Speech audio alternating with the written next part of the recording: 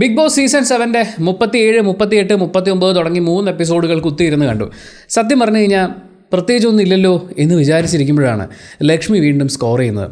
ശരിക്കും പറഞ്ഞു കഴിഞ്ഞാൽ ലക്ഷ്മിയുടെ വരവും ലക്ഷ്മി പറഞ്ഞുണ്ടാക്കുന്ന കാര്യങ്ങളൊക്കെ വെച്ച് നോക്കുമ്പോൾ നമ്മൾ ഈ പണ്ടൊക്കെ കാരണവന്മാർ പറയില്ലേ, സന്ധ്യ കഴിഞ്ഞാൽ പെൺകുട്ടികളൊന്നും പുറത്തിറങ്ങാൻ പാടില്ല എന്ന് പറയുന്നത് പോലെ ബിഗ് ബോസിലേക്ക് പോകുമ്പോൾ ആൺകുട്ടികളൊക്കെ സൂക്ഷിച്ച് ഭദ്രമായി പോകണം. എങ്ങനെ വിശ്വസിച്ച് ആൺപിള്ളേരെ ബിഗ് ബോസിലേക്ക് വിടും എന്നൊക്കെ നമുക്ക് തോന്നിപ്പോകും.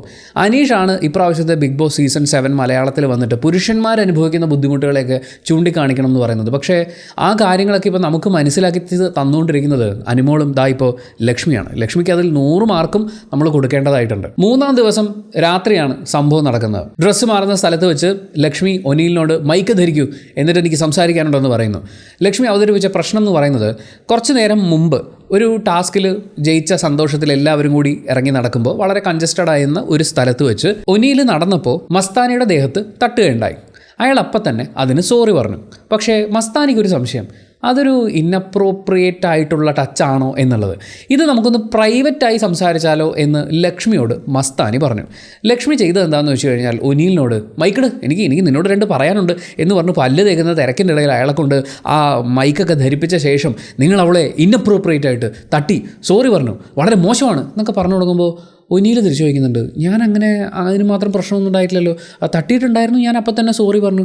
അപ്പോൾ മസ്താനിയെ സംബന്ധിച്ച് മസ്താനി പിന്നീട് എക്സ്പ്ലെയിൻ ചെയ്യുന്നത് വെച്ചിട്ട് മസ്താനിക്ക് ഒരു ഡൗട്ട് മാത്രമേ ഉള്ളൂ. അതൊന്ന് പ്രൈവറ്റായിട്ട് സംസാരിക്കണം. ഇപ്പോൾ ഒനീലിനെ വിളിച്ചിരുത്തിയിട്ട് മസ്താനിക്ക് അത് സംസാരിക്കാം. ചിലപ്പോൾ നേരിട്ട് സംസാരിക്കാൻ മസ്താനിക്ക് ഒരു മടിയുള്ളതുകൊണ്ട് ലക്ഷ്മി നമുക്കിതൊന്ന് സംസാരിച്ചാലോ എന്ന് ചിലപ്പോൾ ചോദിച്ചിട്ടും ഉണ്ടാവാം.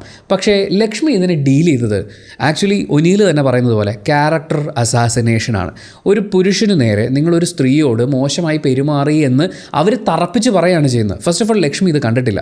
ഒനീൽ ഇത് തിരിച്ച് ചോദ്യം ചെയ്യുന്നുണ്ട്, നിങ്ങളിത് കണ്ടിട്ടില്ലല്ലോ. പക്ഷേ ലക്ഷ്മിയുടെ വാദം ഞങ്ങളൊക്കെ അത്രയും, അതായത് ഇതൊരു കണ്ടന്റിന് വേണ്ടി ചീപ്പ് ഷോ ആക്കിക്കൊണ്ടിരിക്കുകയാണ് എന്ന് ഒനീൽ പറയുമ്പോൾ ലക്ഷ്മി പറയുന്നത് ഞങ്ങളൊന്നും അത്ര ചീപ്പായിട്ടുള്ള സ്ഥലത്ത് നിന്നല്ല വന്നത് എന്നുള്ളതാണ്. ഒനീലിൻ്റെ കുടുംബത്തെക്കുറിച്ച് മോശമായി സംസാരിച്ചു എന്ന് ഒനീൽ ബിഗ് ബോസിനോട് പരാതി പറഞ്ഞിട്ടുണ്ട്. ഒനീലിൻ്റെ സ്വഭാവത്തെ കുറ്റം പറഞ്ഞുകൊണ്ടുള്ള അയാളെ മെൻ്റലി വളരെയധികം എഫക്റ്റ് ചെയ്യുന്നൊരു കാര്യമാണിത് എന്നും അയാൾ ബിഗ് ബോസിനോട് പറഞ്ഞിട്ടുണ്ട്. ലക്ഷ്മിയുടെ അച്ഛൻ്റെ മെൻ്റൽ സ്റ്റേറ്റ് മോശമായിരുന്നു എന്നുള്ളതിനെക്കുറിച്ച് വളരെ ദുഃഖത്തോടുകൂടി പറഞ്ഞൊരാളാണ് ലക്ഷ്മി. അങ്ങനെ മാനസിക ബുദ്ധിമുട്ട് അനുഭവിക്കുന്ന ഒരാളെ ഏതെങ്കിലും തരത്തിൽ ഡീൽ ചെയ്തിട്ടുള്ള അതിൻ്റെ ബുദ്ധിമുട്ട് മനസ്സിലാക്കിയിട്ടുള്ള ഒരാൾ ഇപ്പോൾ ആ ബിഗ് ബോസ് ഹൗസിൽ എത്ര ആളുകൾക്കാണ് മാനസിക പ്രയാസങ്ങൾ ഉണ്ടാക്കി കൊടുത്തുകൊണ്ടിരിക്കുന്നത്, അവരുടെ മെൻ്റൽ ഹെൽത്തിനെ പുല്ല് വില കൊടുത്ത് ഡീൽ ചെയ്തുകൊണ്ടിരിക്കുന്നത്. ഇന്നിപ്പോൾ നമ്മൾ കാണുന്നത് ഒനീലിനെയാണ്. കുറച്ച് മണിക്കൂറുകൾക്ക് മുമ്പെന്ന് വേണമെങ്കിൽ പറയാം അത് ആദിലയും നൂറയുമാണ്. ഇപ്പോൾ ഈ ഒരു വിഷയത്തിൽ ആക്ച്വലി ഒനീൽ മാത്രമല്ല അഫക്റ്റ് ചെയ്യപ്പെടുന്നത്, അത് മസ്താനി കൂടിയാണ്. കാരണം മസ്താനി എന്ന് പറയുന്ന പെൺകുട്ടി തനിക്കൊരു അനീതി ഉണ്ടായിട്ടുണ്ടോ ഇല്ലയോ എന്ന് ഉറപ്പിക്കാൻ പറ്റാത്തൊരു സാഹചര്യത്തിൽ എനിക്കിത് പ്രൈവറ്റായി ഡീൽ ചെയ്താൽ മതി എന്ന് പറഞ്ഞൊരു കാര്യത്തിനെ ലക്ഷ്മി അവരുടെ ഷോ ഓവറാക്കാൻ വേണ്ടിയിട്ട് ഒനീലിൻ്റെ അടുത്ത് ഒരുപക്ഷെ അനുമോൾ ചെയ്ത അതേ കാര്യം തന്നെ വളരെ മോശമായ രീതിയിൽ ഒരു സദാചാര പോലീസിങ്ങിന് ഒനീലിൻ്റെ ക്യാരക്ടറിനെ ഇട്ടുകൊടുക്കുകയായിരുന്നു. ആൻഡ് ഒനീൽ മസ്താനിയോട് സംസാരിക്കുന്ന സമയത്ത് നമുക്ക് മനസ്സിലാവുന്നൊരു കാര്യം, ഒനീൽ മസ്താനിയോട് വളരെ മാന്യമായിട്ടാണ് ഈ വഴക്കിനൊക്കെ ശേഷവും സംസാരിക്കുന്നത്. കാരണം നിങ്ങളുടെ ശരീരത്തിൽ ഞാൻ സ്പർശിച്ചു എന്നതിൽ എനിക്ക് കുറ്റബോധമുണ്ട്, അതറിയാതെ സംഭവിച്ചു പോയതാണ്, ഞാൻ അതിന് നിങ്ങളോട് മാപ്പ് പറഞ്ഞിട്ടുണ്ട്.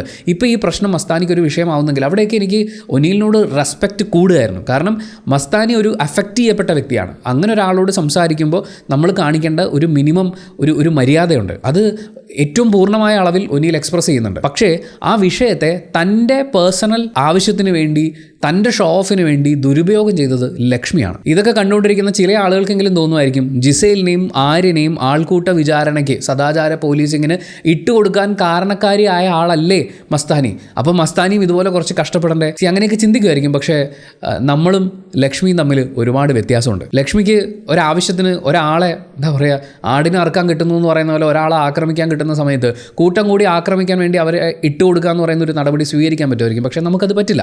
അവിടെ അനീതി ഉണ്ടായത് ആര്യനും ജിസേലിനുമാണ്, നമ്മൾ അവർക്കൊപ്പം നിന്നു. ഇവിടെ അനീതി ഉണ്ടാവുന്നത് മസ്താനിക്കാണ്, നമ്മൾ മസ്താനിക്കൊപ്പവും ഒനീലിനോടൊപ്പവും ഇവിടെ നിൽക്കേണ്ടതായിട്ടുണ്ട്. യാതൊരു തെളിവുമില്ലാതെ താൻ കണ്ടിട്ടില്ലാത്ത കാര്യത്തിന്, ഒരാൾ തന്നോടൊരു സംശയമായി പറഞ്ഞ കാര്യത്തിന് അതങ്ങനെ തന്നെ എന്നുറപ്പിച്ച് അയാളെ പേഴ്സണലി അറ്റാക്ക് ചെയ്യാൻ വേണ്ടി ഇറങ്ങി തിരിച്ച ആളാണ് ലക്ഷ്മി. നിങ്ങൾ ഇത്തവണത്തെ ബിഗ് ബോസ് ഒന്ന് എടുത്തു നോക്കൂ. ഇവിടെ എന്താണ് സംഭവിച്ചുകൊണ്ടിരിക്കുന്നത്? ഏതെങ്കിലും ഒരു പുരുഷന് ഇവിടെ സമാധാനമായിട്ട് ജീവിക്കാൻ പറ്റുമോ? ഞാനിതൊക്കെ പറയുമ്പോൾ ഞാൻ മറ്റേ മാൻസ്പ്ലെയിനിങ് ആണ്, സ്ത്രീ വിരോധിയാണ് എന്നൊക്കെ പറയാൻ സാധ്യതയുള്ള കുറച്ച് ആളുകളൊക്കെ ഉണ്ട്. നമ്മൾ ഈ Bigg Boss season 7 Malayalam start ചെയ്തതിന് ശേഷം ഇന്ന് ഈ ദിവസം വരെയുള്ള എല്ലാ അനാലിസിസ് വീഡിയോയിലും എല്ലാ ആംഗിളിൽ നിന്നുമുള്ള ഒരു നോട്ടം ഫീൽ ചെയ്യുന്നുണ്ടെങ്കിൽ അത് ഇത് എൻ്റെ മാത്രം പരിപാടിയല്ല എന്ന് മനസ്സിലാക്കുക. കൂടെ ഈ എൻ്റർ ഷോയെക്കുറിച്ച് അനലൈസ് ചെയ്ത് കാര്യങ്ങളൊക്കെ പറഞ്ഞു തരാൻ വേണ്ടിയിട്ട് എൻ്റെ ഒപ്പം ഒരു പെൺകുട്ടി കൂടിയുണ്ട്. ഈ തംബ്നെയിലും ഞാൻ ഈ പറയാൻ പോകുന്ന വിഷയത്തിൽ എനിക്ക് തന്നെ സംശയമാണ്. നമ്മളിങ്ങനെ പറഞ്ഞ് ഇത് മാൻസ്പ്ലെയിനിങ് ആവുമെന്ന് ചോദിക്കുമ്പോൾ ഇതിങ്ങനെ തന്നെയാണ് പറയേണ്ടതെന്ന് പറയുന്നതും അതേ പെൺകുട്ടി തന്നെയാണ്. സോ ഇതൊരു സ്ത്രീവിരുദ്ധ പ്രസ്താവനയല്ല. പക്ഷേ ഇത് നിങ്ങൾ മനസ്സിലാക്കിയില്ലെങ്കിൽ ഭയങ്കര കഷ്ടമാണ്. ഇവിടെ പുരുഷന്മാരെല്ലാം വിചാരണ നേരിട്ടുകൊണ്ടിരിക്കുകയാണ്. പുരുഷന്മാരൊക്കെ പേടിച്ചിരിക്കണം. ലക്ഷ്മി പറയുന്നത് അവരൊരു പബ്ലിക് ട്രാൻസ്പോർട്ടിൽ പോയാൽ പോലും 50 സെൻറ്റിമീറ്റർ ഡിസ്റ്റൻസ് ഇട്ട് നിൽക്കുമെന്ന്.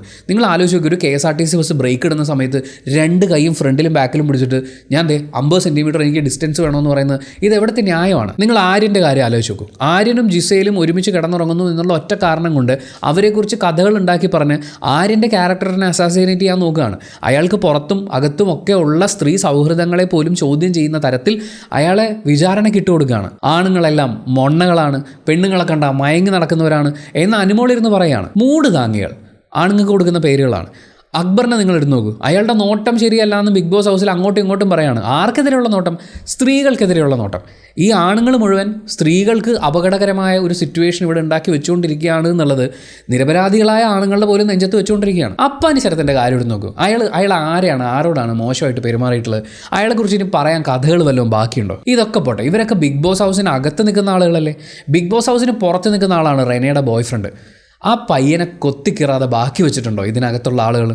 ഈ ആണുങ്ങളെല്ലാവരും വളരെയധികം സൂക്ഷിക്കേണ്ട ഒരു അവസ്ഥയാണ്. ഇപ്പോൾ ലക്ഷ്മി ഈ വിഷയം സംസാരിച്ചുകൊണ്ട് പോയിരുന്നത് ജിഷിൻ്റെ അടുത്താണ്. ജിഷിനും ലക്ഷ്മിയും തമ്മിൽ ഇരിക്കുന്ന ഡിസ്റ്റൻസ് കൂടിപ്പോയൊരു 30 സെൻറ്റിമീറ്ററിനടുത്തേ ഉണ്ടാവുള്ളൂ. നാളെ ജിഷിനെതിരെ ലക്ഷ്മി ഒരു ആരോപണം ഉന്നയിക്കില്ലെന്ന് ആര് കണ്ടു? അവരെല്ലാവരും ഒരു ബെഡ്റൂമിലാണ് കിടന്നുറങ്ങുന്നത്. കുറച്ച് സമയം ബെഡിനടുത്ത് ഒരു പെൺകുട്ടി വന്ന് നിന്നിട്ട് പോയി കഴിഞ്ഞാൽ അവിടെ ഒരു പുരുഷൻ എന്ത് വിശ്വാസത്തിലാണ് ഇരിക്കുക? ഇവിടുത്തെ പ്രശ്നം എന്താണെന്ന് വെച്ചാൽ കാര്യം എന്താണ് എന്ന് മാന്യമായി ചോദിക്കുകയോ, പ്രശ്നം ഇങ്ങനെയാണോ, അങ്ങനെയാണെങ്കിൽ നമുക്കിത് ഇങ്ങനെ ഡീൽ ചെയ്യണ്ടേ, ഇങ്ങനെ ചെയ്തിട്ടുണ്ടെങ്കിൽ അത് തെറ്റായി പോയില്ലേ എന്ന് പറഞ്ഞ് ഇപ്പോൾ ഒനീലിൻ്റെ ഭാഗത്തുനിന്ന് വളരെ മോശമായിട്ടുള്ളൊരു സമീപനമാണ് ഉണ്ടായതെന്ന് വിചാരിക്കും.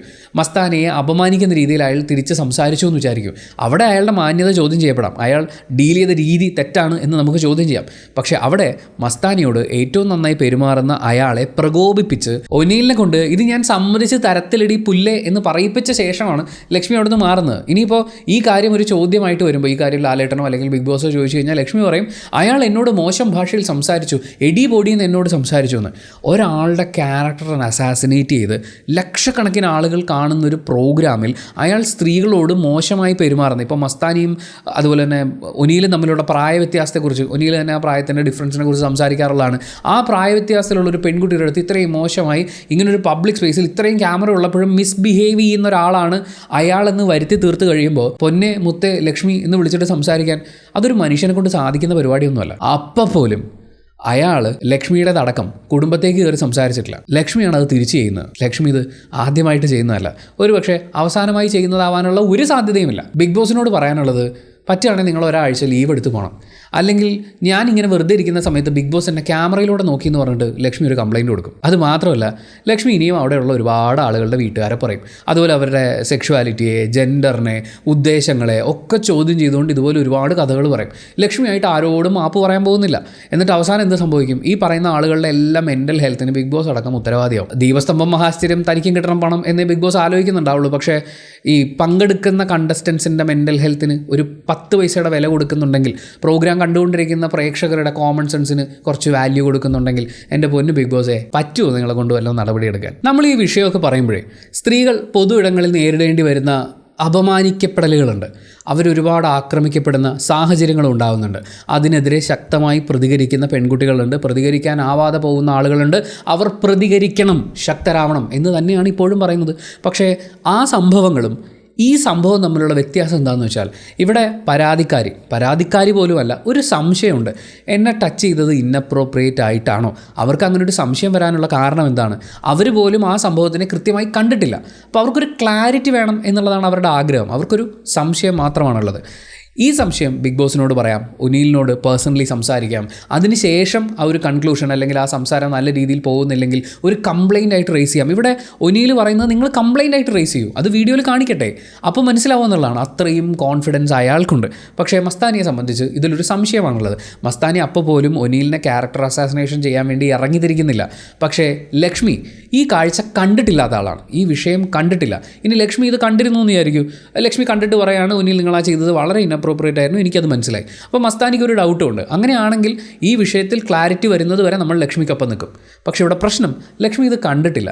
എന്നിട്ട് ലാസ്റ്റ് ഇതിനെക്കുറിച്ച് സംസാരിക്കുമ്പോൾ പറയുന്നത് മസ്താനി ഇപ്പോൾ കാല് മാറുമായിരിക്കും, അതിലെനിക്ക് കുഴപ്പമില്ല, നിങ്ങൾക്ക് കുഴപ്പമുണ്ടോ ഇല്ലയോ എന്നുള്ളതല്ല ഇവിടുത്തെ വിഷയം. നിങ്ങൾ ഒരാളെ കുഴപ്പത്തിലാക്കി എന്നുള്ളതാണ് ഇവിടുത്തെ വിഷയം. മസ്താനി കാല് മാറുക എന്നുള്ള വാക്ക് ലക്ഷ്മി ഉപയോഗിക്കുമ്പോൾ അതിൻ്റെ അർത്ഥം മസ്താനി പരാതി പറഞ്ഞിരുന്നു, മസ്താനിക്ക് അത് ഉറപ്പുണ്ട്. ഇനി മസ്താനി മാറ്റി പറഞ്ഞാലും എനിക്കുറപ്പുണ്ട് മസ്താനി കാല് മാറിയതാണെന്നാണ് പറയുന്നത്. ഇനി മസ്താനിക്ക് സംശയം ഉണ്ടെന്നാണെങ്കിൽ നമുക്കിത് ബിഗ് ബോസിനെ സംസാരിച്ച് ഡീൽ ചെയ്യാമെന്ന് ലക്ഷ്മി പറയുമ്പോൾ അതിലൊരു മിനിമം മാന്യതയുടെ എലമെൻ്റ് ഉണ്ട്. ഇത് മസ്താനിയെ കൂടി ബ്ലെയിം ചെയ്യുകയാണ്.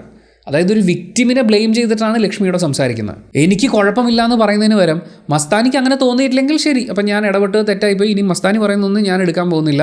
ഒന്നിലെ സോറി, മസ്താനി ഇങ്ങനെ പറഞ്ഞുകൊണ്ടാണ് ഞാൻ നിന്നോട് ഇങ്ങനെ പറഞ്ഞത്. പക്ഷേ നമ്മളെ ലക്ഷ്മിക്ക് മാപ്പ് പറയാൻ അറിയില്ലല്ലോ. I will not say sorry എന്ന് എഴുതി ഒപ്പിട്ട് കൊടുത്തിട്ടാണ് ലക്ഷ്മി ഇതിനകത്തേക്ക് കയറിയിരിക്കുന്നത്. ചിത്ത എന്ന് പറഞ്ഞിട്ടൊരു സിനിമ ഇറങ്ങിയിട്ടുണ്ട്.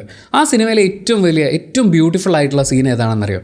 ഒരു പെൺകുട്ടിക്ക് നേരെ ഒരു അതിക്രമം ഉണ്ടാകുന്ന സമയത്ത് ആ അതിക്രമത്തിന് ഉത്തരവാദിയായ ആളെ കൊല്ലാൻ വേണ്ടി ഇറങ്ങി പുറപ്പെടുന്ന ആളോട് നിങ്ങൾ ആ പ്രതികാരം ചെയ്യുന്നതിന് മുമ്പ് ഞങ്ങൾക്ക് എന്താണ് വേണ്ടതെന്നൊന്ന് ചോദിക്കൂ എന്ന് നിമിഷ സജയൻ പറയുന്നുണ്ട്. ആ സീനും സിനിമയൊക്കെ ഗംഭീരമാണ്. അതായത് ഒരു അസോൾട്ട് ഒരു പെൺകുട്ടി നേരിടുന്ന സമയത്ത് അവൾക്ക് ആ സമയത്ത് എന്ത് സപ്പോർട്ടാണോ ആവശ്യമുള്ളത്, that is the most important കാര്യം, അല്ലാതെ നിങ്ങളുടെ ഷോറക്കലല്ല.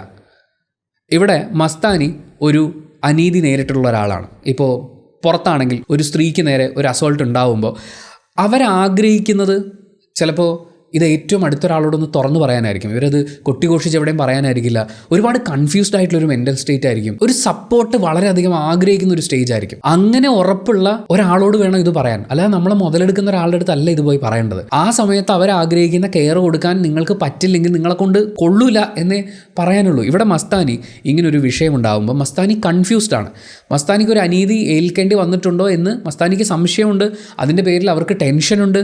ആ കാര്യം ലക്ഷ്മിയോട് ചെന്ന് പറയുമ്പോൾ ലക്ഷ്മി ഒരു നല്ല സുഹൃത്തായിരുന്നു എങ്കിൽ അവർക്കിത് പ്രൈവറ്റായി ഡീൽ ചെയ്താൽ മതി. പക്ഷേ ഞാൻ കൺഫ്യൂസ്ഡ് ആണ് എന്ന് പറയുമ്പോൾ മസ്താനി വാ, നമുക്കിത് ബിഗ് ബോസിൻ്റെ അടുത്ത് സംസാരിക്കാം, ഞാനും കൂടി വരാം നിൻ്റെ കൂടെ, ഞാൻ എല്ലാ കാര്യത്തിനും ഫുൾ സപ്പോർട്ടായിട്ട് നിൻ്റെ കൂടെ ഉണ്ട്, നമുക്കിത് ബിഗ് ബോസിനോട് സംസാരിക്കാം. ഇനിയിപ്പോൾ ബിഗ് ബോസിനോട് സംസാരിക്കണ്ടേ, നിനക്ക് റിലാക്സ് ആവാൻ കുറച്ച് സമയം വേണം, ഓക്കെ നീ നിൻ്റെ ടൈം എടുത്തോളൂ എന്ന് പറഞ്ഞ് ഒരു സുഹൃത്തായി കൂടെ നിൽക്കുക എന്നുള്ളതായിരുന്നു ചെയ്യേണ്ടിയിരുന്നത്.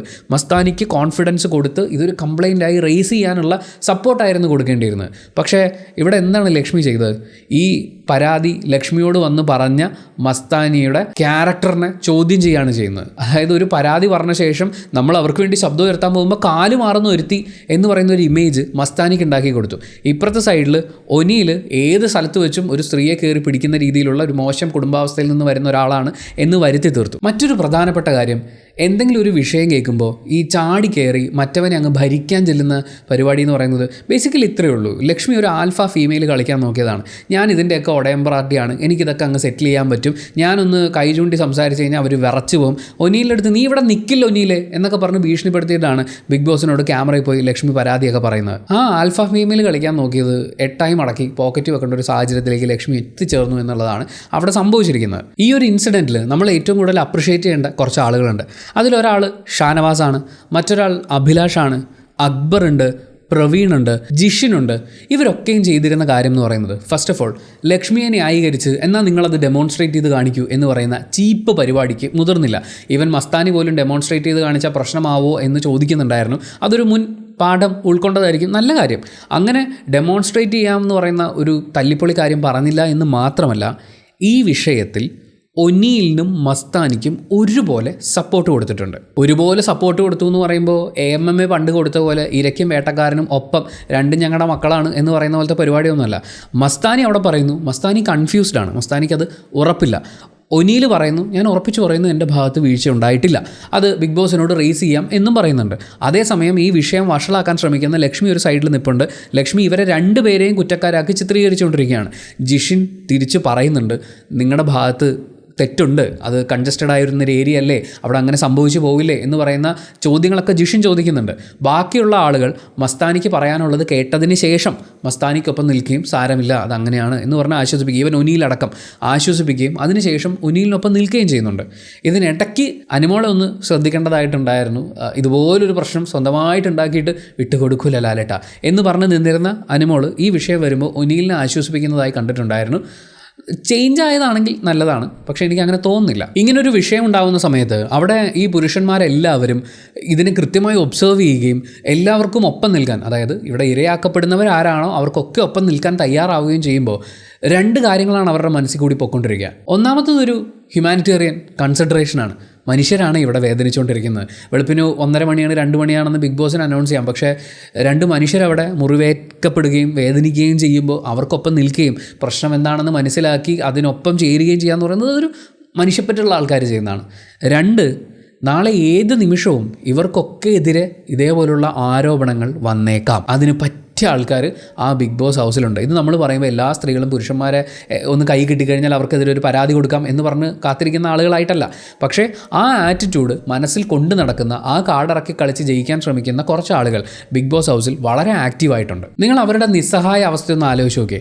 പുറത്താണെങ്കിൽ, ബിഗ് ബോസ് ഹൗസിന് പുറത്താണെന്നുണ്ടെങ്കിൽ ലക്ഷ്മി ഉള്ള പരിസരത്തേക്കേ പോകാതിരിക്കാം. ലക്ഷ്മി സഞ്ചരിക്കുന്ന വാഹനങ്ങളിലും ലക്ഷ്മി പോകാനിടയുള്ള സ്ഥലങ്ങളിലും ഒക്കെ മാറിയിട്ട് നമുക്ക് ഓൾട്ടർനേറ്റീവ് ആയിട്ടുള്ള വഴി മാറി നടക്കാമെന്നെങ്കിലും വിചാരിക്കാം. അനുമോളുടെ കാര്യത്തിൽ നമുക്ക് വേണമെങ്കിൽ അങ്ങനെ തീരുമാനിക്കാം. പക്ഷേ ഇത് ബിഗ് ബോസ് ഹൗസാണ്. അവിടെ അത്രയ്ക്കത്രേ സ്ഥലമുള്ളൂ. അതിനകത്താണ് ഇവരെന്നും ടാസ്കും മറ്റു കാര്യങ്ങളും ഒക്കെ ചെയ്യേണ്ടത്. ഈ സംഭവങ്ങളൊക്കെ നടക്കുന്നതിൻ്റെ തൊട്ട് തലേ ദിവസം അവരുടെ ഫാക്ടറി ടാസ്ക് നടക്കുന്നതിനിടയ്ക്ക് റെന ഇവരെയൊക്കെ ശല്യം ചെയ്യാൻ വേണ്ടിയിട്ട് ഒരു ആക്ട് നടക്കുന്നുണ്ട്. ആ സമയത്ത് റെനയെ പൊക്കിയെടുത്തുകൊണ്ട് പോകുന്നതും വലിച്ചഴിച്ചുകൊണ്ട് പോകുന്നതും ഒക്കെ ജിഷിനാണ്. ലക്ഷ്മി പറയുന്ന ഈ ഒരു ആറ്റിറ്റ്യൂഡ് റെനയും കൂടി കൈകാര്യം ചെയ്യാൻ തുടങ്ങിയാൽ ജിഷിൻ ഇപ്പോൾ ഏതൊക്കെ കേസിലായിരിക്കും ബിഗ് ബോസ് ഹൗസിൽ നിന്ന് പുറത്തായിട്ടുണ്ടാവുക. റെന അങ്ങനെ ചെയ്യുന്ന ഒരാളാണെന്ന് എനിക്ക് തോന്നുന്നില്ല.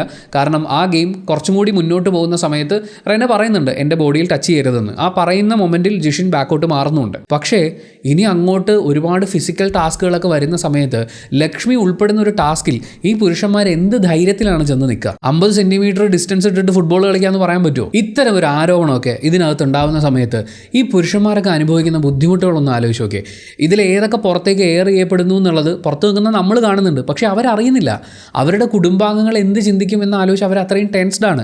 അപ്പാനി ശരത്ത് അയാൾക്കെതിരെ ഒരു ആരോപണം ഉണ്ടായ സമയത്ത് ആ ഹൗസിലെ ഓരോരുത്തരുടെ അടുത്തും പോയിരുന്ന് ഈ വിഷയം സംസാരിച്ചത് ഇതിലേതെങ്കിലും ഒന്ന് എയർ ചെയ്യപ്പെട്ട് എൻ്റെ ഫാമിലി എനിക്കൊന്ന് പറഞ്ഞ് മനസ്സിലാക്കണം എന്നുള്ളതാണ്. കാരണം ഇവരുടെ തെറ്റ് എന്നുള്ള രീതിയിൽ ഷൂട്ട് ചെയ്തിട്ടുള്ള ഭാഗങ്ങൾ മാത്രം പുറത്തേക്ക് പോയി കഴിഞ്ഞാൽ പുറത്തിറങ്ങിയാൽ ഒരു ജീവിതം തന്നെ ഉണ്ടാകുമോ എന്ന് പറഞ്ഞൊരു ടെൻഷൻ ഉണ്ടാകും. ആ ടെൻഷനാണ് ഒനിലിൻ്റെ സംസാരത്തിൽ നമുക്ക് മനസ്സിലാവുന്നത്.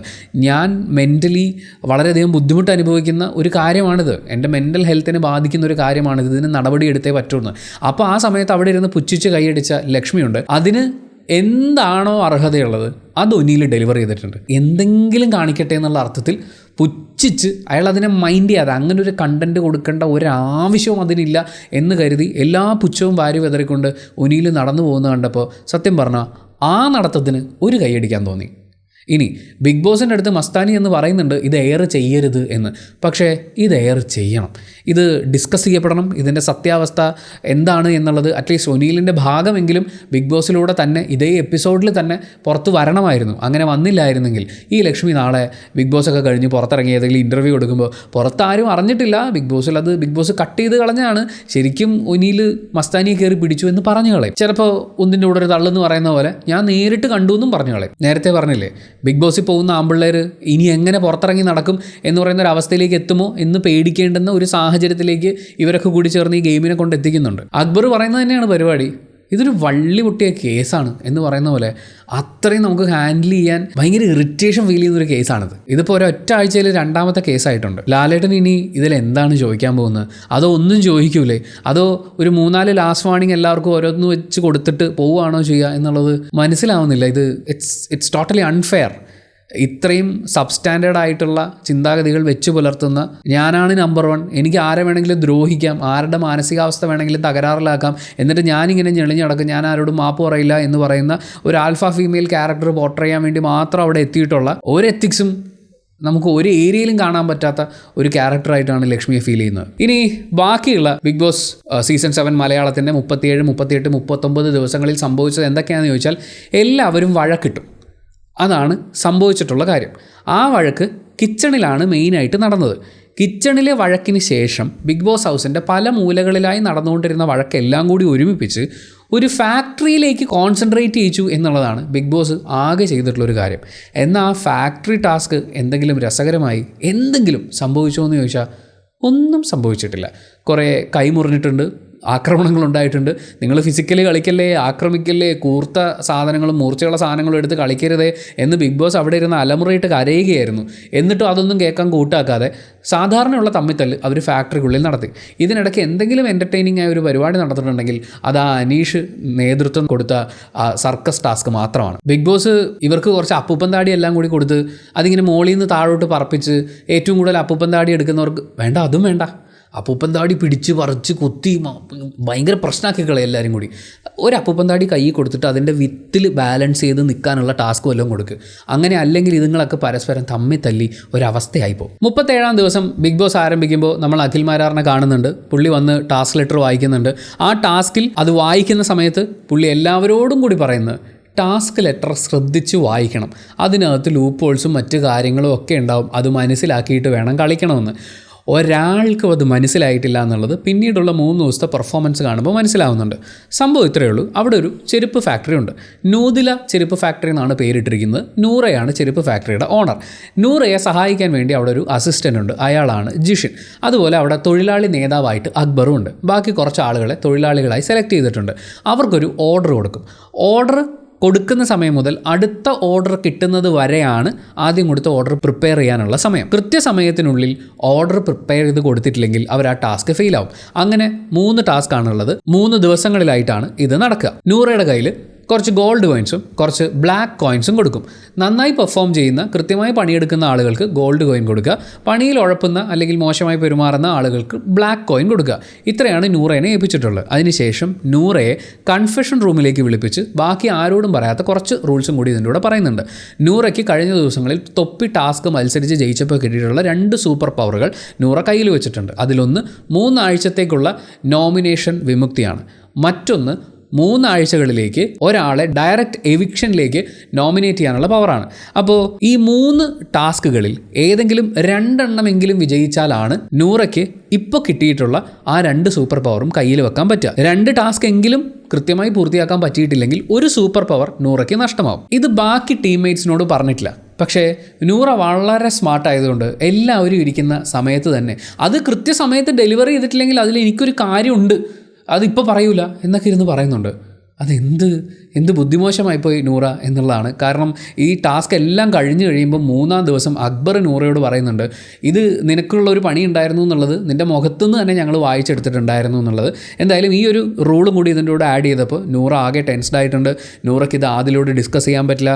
അതുകൊണ്ടുകൂടി ആയിരിക്കാം നൂറ വളരെ സ്ട്രെസ്ഡ് ആയിരുന്നു ഈ ടാസ്കിലുടനീളം. അവർക്ക് കൃത്യമായിട്ടുള്ളൊരു ഐഡിയ, ആളുകളെ ഒന്ന് മാനിപ്പുലേറ്റ് ചെയ്ത് തൻ്റെ കയ്യിലിരിക്കുന്ന കോയിൻസിൻ്റെ വില മനസ്സിലാക്കിക്കൊണ്ട് അത് പറഞ്ഞ് വില പേശി നൂറയ്ക്ക് ആളുകളെ കൊണ്ട് കാര്യങ്ങൾ ചെയ്യിപ്പിക്കാമായിരുന്നു. കാരണം നൂറ കമ്പനിയിലെ സ്റ്റാഫുകൾക്ക് സാലറി ആയി കൊടുക്കുന്ന ഗോൾഡ് കോയിൻസ് സർക്കസ് പ്രോഗ്രാം കാണുമ്പോൾ ആരുടെങ്കിലും പെർഫോമൻസ് ഇഷ്ടപ്പെട്ട് കഴിഞ്ഞാൽ ഈ എംപ്ലോയീസിന് സർക്കസ് ചെയ്യുന്ന ആളുകൾക്ക് ഗിഫ്റ്റായിട്ട് കൊടുക്കാം. ആ ഗിഫ്റ്റായി കിട്ടുന്ന കോയിൻസ് എല്ലാം വെച്ചിട്ടാണ് ഇവർ ഈ ആഴ്ചത്തെ പണിപ്പുര ടാസ്കിലെ ലക്ഷറി ഐറ്റംസ് വാങ്ങിക്കേണ്ടത്. അതായത് നൂറയുടെ കയ്യിൽ കൊടുക്കുന്ന ഗോൾഡ് കോയിൻസ് അത് കൃത്യമായി ഡിസ്ട്രിബ്യൂട്ട് ചെയ്യപ്പെട്ട് സർക്കസ് ടീം വരെ യാത്ര ചെയ്താൽ മാത്രമാണ് അവർക്ക് പണിപ്പുരയിൽ നിന്ന് ലക്ഷറി ഐറ്റംസൊക്കെ ആവശ്യത്തിനെടുത്ത് കഴിക്കാൻ പറ്റും. അപ്പോൾ നൂറയ്ക്ക് എന്ത് ചെയ്യാം, എല്ലാവരും പണിയെടുത്താൽ കൃത്യമായിട്ട് ഞാൻ കോയിൻസൊക്കെ വിട്ടുതരും, അപ്പോൾ നിങ്ങൾക്ക് എല്ലാവർക്കും ലക്ഷറി ഐറ്റംസ് കിട്ടും. ഇനി അങ്ങനെ അല്ലെങ്കിൽ എനിക്ക് ഈ ഗോൾഡ് കോയിൻസ് പിടിച്ചു വെക്കേണ്ടി വരും, അപ്പോൾ എനിക്കൊന്നും ചെയ്യാൻ പറ്റില്ല, നിങ്ങൾ നന്നായി പണിയെടുക്കും. പല രീതിയിൽ ആ ഗെയിം കളിക്കാമായിരുന്നു. അക്ബറിനെ സംബന്ധിച്ച് പല രീതിയിൽ അത് അങ്ങോട്ടും ഇങ്ങോട്ടും കൊണ്ടുപോകാമായിരുന്നു. ജിഷിന് മാനേജ് ചെയ്യാമായിരുന്നു, മറ്റ് എംപ്ലോയീസിന് ഒരുപാട് കാര്യങ്ങൾ ചെയ്യാമായിരുന്നു. പക്ഷേ ഇവരിതിനിടയിൽ അങ്ങോട്ടും ഇങ്ങോട്ടും എന്തൊക്കെയൊക്കെയോ കാണിച്ച് വഴക്കിട്ട് ബഹളം വെച്ച് ആ ഗെയിം എങ്ങും ഇല്ലാതെ 2ാമത്തെ ടാസ്ക് റദ്ദായി പോകുന്നൊരവസ്ഥയിലേക്ക് എത്തിക്കുകയും അവസാന ദിവസത്തേക്ക് വരുമ്പോൾ ഒരുപാട് പാടുകളും പോറലുകളും ഒക്കെ പറ്റുന്നൊരവസ്ഥയിൽ എത്തുകയും ചെയ്തു. ഈ 3 ദിവസത്തെ അനലൈസ് ചെയ്യുമ്പോൾ ബിഗ് ബോസ് ഹൗസിൽ ഒരു മാറ്റവും ഇല്ലാതെ തുടരുന്ന 2 കാര്യങ്ങൾ നമുക്ക് മനസ്സിലാവും. അതിലൊന്ന് ഈ ടാസ്കുമായി ബന്ധപ്പെട്ടിട്ടാണ് ഇന്ന് ഈ ദിവസം വരെയും ഈ നിമിഷം വരെയും കൊടുക്കുന്ന ഒരു ടാസ്ക് പോലും എൻ്റർടൈൻമെൻറ്റ് എന്ന് പറയുന്ന ഒരു ഘടകത്തിനെ കൂടി ഉൾപ്പെടുത്തിക്കൊണ്ട് ആളുകളിലേക്ക് എത്തിക്കാൻ, സക്സസ്ഫുള്ളായി കംപ്ലീറ്റ് ചെയ്യാൻ ഇവരെ കൊണ്ട് പറ്റിയിട്ടില്ല. ഇനി 2ാമത്തെ പ്രശ്നം, അവിടെ ഒരു കാര്യങ്ങളും കൃത്യമായ കോർഡിനേഷനിലല്ല നടക്കുന്നത്. Especially kitchen.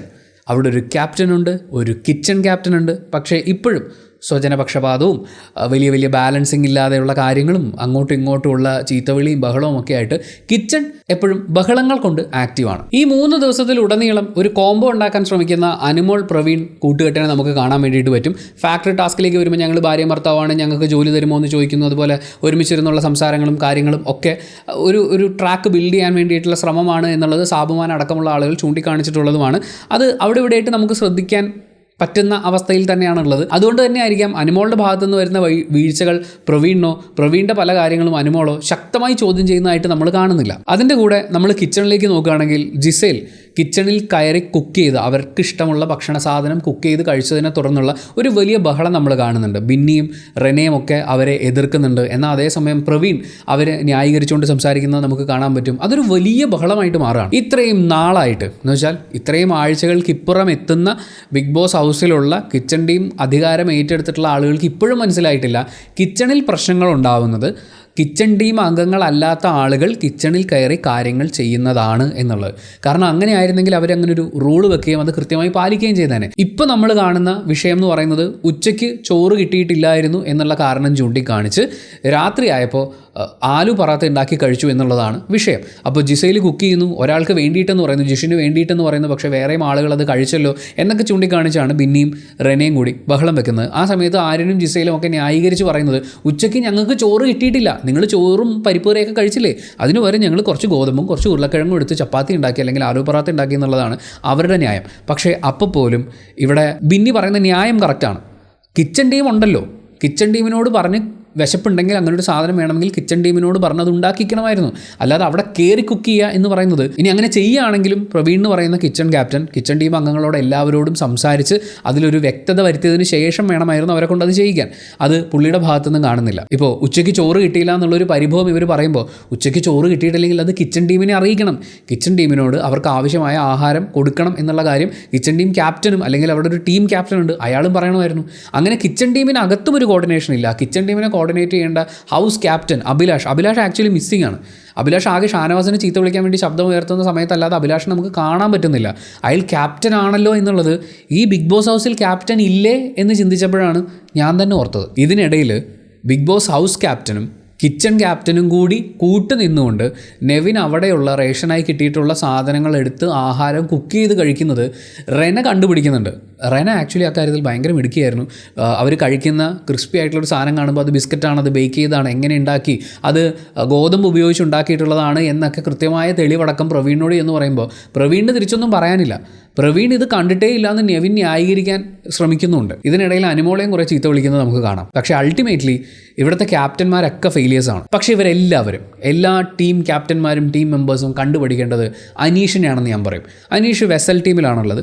അപ്പോൾ വെസൽ ടീമിൽ അവർ ഈ കുക്ക് ചെയ്യുന്ന പാത്രങ്ങളൊക്കെ കഴുകും. പക്ഷേ അവനവൻ്റെ പ്ലേറ്റും കപ്പും അവനവൻ കഴുകണമെന്ന് ഇതിന് മുമ്പ് ഒരു റൂൾ ഉണ്ടാക്കിയിട്ടുണ്ടായിരുന്നു. പക്ഷേ എല്ലാവരും ഈ റൂൾ ഉണ്ടാക്കുന്നതല്ലാതെ അത് പാലിക്കുന്നുണ്ടോ എന്നുള്ള കാര്യം ചെക്ക് ചെയ്തിട്ടേ ഇല്ല.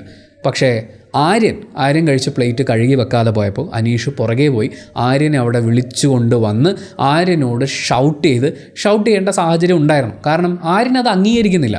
അവിടെ വന്ന് പാത്രം കഴുകുന്ന സമയത്തും ആര്യൻ അത് അനീഷിൻ്റെ വിജയമായിട്ട് അനുവദിച്ചു കൊടുക്കാതിരിക്കാൻ വേണ്ടി അനീഷിനോട് ബഹളം വെച്ചുകൊണ്ടിരിക്കുകയാണ്. പക്ഷേ നീ കള്ളം പറയാതിരിക്കാൻ പഠിക്കടാ, സത്യസന്ധമായി ജീവിക്കാൻ പഠിക്ക്, നീ കള്ളമേ പറയൂ എന്നൊക്കെ. അയാളുടെ പാത്രം കഴുകാൻ അയാളോട് പറയുന്നതിന് അയാൾ അവിടെ അഭിനയിച്ച് മരിക്കേണ്ട കാര്യമൊന്നുമില്ല. കൃത്യമായിട്ട് ആ കാര്യം ഒന്ന് ചെയ്താൽ മതി. പക്ഷേ അത് ചെയ്യാതെ ന്യായീകരിച്ചുകൊണ്ടിരുന്ന ആര്യനെ കൊണ്ട് പാത്രം കഴുകിച്ചു. അതിനുശേഷം ആര്യന് ഒരുപാട് ഷോ അവിടെ ഇറക്കുന്നുണ്ട്. അവരങ്ങോട്ടും ഇങ്ങോട്ടും ഒക്കെ വീട്ടുകാരെ പറഞ്ഞുകൊണ്ടുള്ള സംസാരത്തിലേക്ക് എത്തിച്ചേരുന്നുണ്ടത്. അത് അനീഷിൻ്റെ ഇനീഷ്യൽ അടക്കം വിളിച്ചുകൊണ്ട് നീ പോയി നിൻ്റെ അച്ഛനെ സ്മരിക്കൂ എന്നുള്ള കാര്യം, പിതാവിനെ സ്മരിക്കൂ എന്നൊക്കെ പറയുന്നുണ്ട്. പക്ഷേ ആദ്യം നീ നിൻ്റെ വീട്ടുകാരെ പോയി വിളിക്കുന്നു പറയുന്ന ഒരു കാര്യം ഉണ്ടായത്, ആ ഒരു സംസാരം തുടങ്ങി വെച്ചത് അനീഷാണെന്നുള്ളതുകൊണ്ട് അനീഷിനെ പൂർണ്ണമായും നമ്മൾ ന്യായീകരിക്കുകയല്ല. പക്ഷേ സംസാരം നേരെ വീടുകളിലേക്ക് പോകുന്നു എന്നുള്ളത് ഭയങ്കര ചീപ്പാണ്. അപ്പോൾ പോലും Aneesh as A vessel team captain ആണെന്നാണ് എൻ്റെ വിശ്വാസം. ഇനി മെമ്പർ ആണെങ്കിൽ പോലും ആര്യനെ കൊണ്ട് അയാളത് ചെയ്യിച്ചു. അനീഷ് അയാളെ ഏൽപ്പിച്ച ജോലിയിൽ സക്സസ്ഫുള്ളാണ്. ഒരു നിയമം അയാൾ കൃത്യമായി നടപ്പിലാക്കിച്ചെടുത്തു. ആ കാര്യം കിച്ചൺ ടീമിനെ കൊണ്ട് സാധിക്കുന്നില്ല എന്നുള്ളതാണ് കിച്ചൺ ടീമായി വന്ന ഓരോരുത്തരുടെയും പ്രശ്നം. ആ കാര്യത്തിൽ വിജയിച്ച വേറൊരാളുണ്ടെങ്കിൽ അത് ഉന്നിയിലായിരിക്കും. ഉന്നിയിൽ കിച്ചൺ ക്യാപ്റ്റനായിരിക്കുന്ന സമയത്ത് ഒരാൾക്കൊരു പ്രശ്നമില്ല. അവിടെ കിച്ചൺ ഉണ്ടോ എന്ന് പോലും നമുക്ക് സംശയമാണ്. കിച്ചൻ്റെ പുറത്ത് നിന്ന് ആരെങ്കിലും ബഹളം വെച്ചാൽ മാത്രമേ ഉള്ളൂ. കിച്ചൻ്റെ അകത്തൊന്നും ആരും ബഹളം വെക്കുന്നത് നമ്മൾ കാണില്ല. ഈ ഒരു പ്രശ്നങ്ങളൊക്കെ നടക്കുന്ന സമയത്തും ജിസയിൽ കിച്ചണിനകത്ത് നിന്ന് ഷൗട്ട് ചെയ്യുകയും ബഹളം വെക്കുകയും ചെയ്യുമ്പോൾ ബിന്നി പറയുന്നുണ്ട്, ഇവിടെ നിന്ന് ഫൈറ്റ് ചെയ്യാനാണെങ്കിൽ ഇവിടെ കുക്ക് ചെയ്യണ്ട, പക്ഷേ അവർക്ക് കുക്ക് ചെയ്യാനുള്ള അവകാശം വീണ്ടും കൊടുക്കാൻ വേണ്ടി അവിടെ കിടന്ന് ബഹളം വെക്കുന്നത് പ്രവീൺ എന്ന് പറയുന്ന കിച്ചൺ ക്യാപ്റ്റനാണ്. അൾട്ടിമേറ്റ്ലി കിച്ചൺ ഇപ്പോഴും ഒരു പ്രശ്നബാധിത പ്രദേശമായി തുടരുകയാണ്. ഏത് നിമിഷവും അവിടെ ബോംബാക്രമണം നടക്കാം. ആകെ മൊത്തത്തിൽ ബിഗ് ബോസ് ഹൗസ് ഒരു ആവർത്തന വിരസതയുടെ കോട്ടയായി മാറിയിരിക്കുകയാണ്. ഒന്നാമത്തെ കാര്യം, ആർക്കും ടാസ്ക് എന്താണെന്നറിയാം, എല്ലാത്തിനും ഒരു ഫാക്ടർ വേണം, ഒരു എൻ്റർടൈൻമെൻറ്റ് ഫാക്ടർ വേണം. ആ ഫാക്ടർ കൊടുക്കാൻ അവിടെ ആർക്കും പറ്റുന്നില്ല. പറ്റുന്നുണ്ടെങ്കിൽ ഒരല്പമെങ്കിലും അത് പറ്റുന്നുണ്ടെങ്കിൽ അത് അനീഷിന് മാത്രമാണ്. ആ സർക്കസ് ടാസ്കുകൾ മാത്രമാണ് ആ സമയത്തുള്ള അയാളുടെ അനൗൺസ്മെൻറ്റിൻ്റെ പ്രത്യേകത കൊണ്ട് കണ്ടിരിക്കാൻ കുറച്ചെങ്കിലും രസമുള്ളൊരു കാര്യമായി മാറിയത്.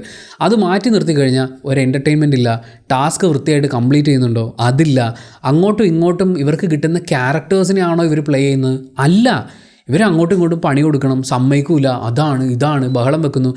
ഓരോരുത്തരും എന്തിൻ്റെ പേരിൽ വഴക്കുണ്ടാക്കുമെന്ന് വരെ നമുക്ക് മനസ്സിലായി കഴിഞ്ഞു. അക്ബർ വഴക്കുണ്ടാക്കുകയാണെങ്കിൽ ഇന്ന കാര്യം കൊണ്ടായിരിക്കും, ഷാനവാസ് ആണെങ്കിൽ ഇന്ന കാര്യം പറഞ്ഞിട്ടായിരിക്കും, ആദിലെ നൂറയാണെങ്കിൽ ഇങ്ങനെയായിരിക്കും, റെനയാണെങ്കിൽ ഇങ്ങനെ, ഉനിലാണെങ്കിൽ ഇങ്ങനെ, അഭിലാഷ് ആണെങ്കിൽ ഇങ്ങനെ, ലക്ഷ്മി ആണെങ്കിൽ പിന്നെ പറയണ്ട. ഇവരെന്തിന് വഴക്കുണ്ടാക്കുന്നു, അത് എത്രത്തോളം നിലവാര തകർച്ചയുള്ള വഴക്കുകളാണെന്നൊക്കെ നമുക്ക് പ്രെഡിക്റ്റ് ചെയ്യാൻ പറ്റുന്ന അവസ്ഥയിൽ ടാസ്കുകളൊക്കെ വൻ ശോകമായിക്കൊണ്ടിരിക്കുകയാണ്. വഴക്കുകളും ഇത്രയധികം ആവർത്തന വിരസതയുള്ള വഴക്ക് ബോറടിക്കാൻ തുടങ്ങി. ഈ ആഴ്ച ബിഗ് ബോസിൻ്റെ പ്രോഗ്രാം ഡയറക്ടർ ലാലേട്ടനെ വിളിച്ച്, ലാലേട്ട ഷൂട്ട് ഉറങ്ങാറായി, ലാലേട്ടൻ എപ്പോൾ എത്തും എന്ന് ചോദിക്കുമ്പോൾ, എന്താ മോനെ എല്ലാ ആഴ്ചയും ഇതൊക്കെ തന്നെയല്ലേ പ്രശ്നം, ഒന്നെങ്കിൽ ഹോമോഫോബിയ അല്ലെങ്കിൽ അനിമോളുടെ എന്തെങ്കിലും പ്രശ്നങ്ങൾ. ഇത്തവണ ആരാണ്, ലക്ഷ്മിയാണോ, ആരെയാണ് മോശമായിട്ട് പെരുമാറിയത്, അവർ വഴക്കിട്ടോ, ഇതൊക്കെ തന്നെയല്ലേ, കഴിഞ്ഞ ആഴ്ചത്തെ ക്ലിപ്പൊക്കെ വലിച്ചു വാരിയിട്ട് കട്ട് ചെയ്ത് അങ്ങ് പ്ലേസ് ചെയ്താൽ പോരെ മോനെ എന്ന് ലാലേട്ടൻ തിരിച്ചു ചോദിക്കും. കാര്യം പുള്ളിക്കും വന്നു കഴിഞ്ഞാൽ പറയാൻ ഒന്നുമില്ല പുതുതായിട്ട്. ഒരു മനുഷ്യായുസിൽ അനുഭവിക്കാനുള്ളതെല്ലാം അനുഭവിച്ചു എന്ന് പറയുന്ന പോലെ ഒരു സീസൺ ഇങ്ങനെയാണ് മുന്നോട്ട് പോയിക്കൊണ്ടിരിക്കുകയാണെങ്കിൽ ഈ സീസണിൽ പറഞ്ഞു തീർക്കാനുള്ള വഴക്കൊക്കെ പുള്ളി പറഞ്ഞിട്ടുണ്ട്. ഇവരെ എല്ലാവരെയും നിരത്തി അങ്ങ് ഇരുത്തിയിട്ട് അവർ പറയുന്നതിനനുസരിച്ച് ലാലേട്ടൻ്റെ പ്രീവിയസ് എപ്പിസോഡ്സിലെ കഷ്ണങ്ങളൊക്കെ ഇങ്ങനെ പ്ലേ ചെയ്തുകൊണ്ടിരുന്നാൽ മതി. അറ്റ്ലീസ്റ്റ് ആ മനുഷ്യനെങ്കിലും 2 ദിവസം സമാധാനമായിട്ടിരിക്കുമല്ലോ. എന്തായാലും ബിഗ് ബോസിൽ അകപ്പെട്ടിരിക്കുന്ന പുരുഷന്മാരെല്ലാവരും സേഫായി കൂടുതൽ ചീത്തപ്പേരുകളൊന്നുമില്ലാതെ പുറത്തേക്ക് എത്തട്ടെ എന്ന് ആത്മാർത്ഥമായി ആഗ്രഹിച്ചുകൊണ്ട് പ്രാർത്ഥിച്ചുകൊണ്ട് thank you so much for watching this video. ഇഷ്ടപ്പെടുകയാണെങ്കിൽ ലൈക്ക് ചെയ്യുക, ഇഷ്ടപ്പെട്ടിട്ടില്ലെങ്കിൽ എന്തുകൊണ്ട് ഇഷ്ടപ്പെട്ടില്ല എന്ന് കമൻറ്റ് ചെയ്യുക, ചാനൽ സബ്സ്ക്രൈബ് ചെയ്യുന്ന കാര്യം പരിഗണിക്കുക. പിന്നെ പ്ലീസ് നമ്മളിതിനെയൊക്കെ ഗെയിമായിട്ട് കാണുക. ചിലരുടേതെങ്കിലും കുറച്ചെങ്കിലും ഗെയിം സ്ട്രാറ്റജിയായി നമുക്ക് വേണമെങ്കിൽ പരിഗണിക്കാവുന്നതാണ്. അപ്പം ഇവരുടെ ഒന്നും പേഴ്സണൽ ലൈഫിനെയോ ഇവരെ സ്നേഹിക്കുന്ന ഇവർക്ക് വേണ്ടപ്പെട്ട ആളുകൾക്ക് വലിയ മാനസിക ബുദ്ധിമുട്ടുണ്ടാകുന്ന രീതിയിലുള്ള സൈബർ ബുള്ളിങ്ങിലേക്ക് കടക്കാതിരിക്കുക. എല്ലാവർക്കും കുടുംബങ്ങളും ജീവിതവും ഒക്കെ ഉള്ളതാണ്. അപ്പോൾ പുറത്തിറങ്ങുന്ന സമയത്ത് ആർക്കും വലിയ തട്ടുകേടൊന്നും ഉണ്ടാവാത്ത രീതിയിൽ മാന്യമായി കാര്യങ്ങൾക്കെതിരെ പ്രതികരിക്കുക എന്ന് റിക്വസ്റ്റ് ചെയ്തുകൊണ്ട് താങ്ക് യു സോ മച്ച്. അപ്പോൾ ബൈ. അടുത്ത എപ്പിസോഡിനെ കുറിച്ച് സംസാരിച്ചുകൊണ്ട് കാണാം.